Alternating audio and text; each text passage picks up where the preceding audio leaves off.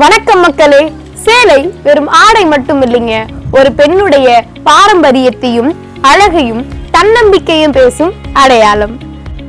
பெண்களே, தினமும் சேலை கட்டுறதுக்கு அதிக நேரம் செலவழிக்கிறீங்களா? இனிமே கவலையை விடுங்க.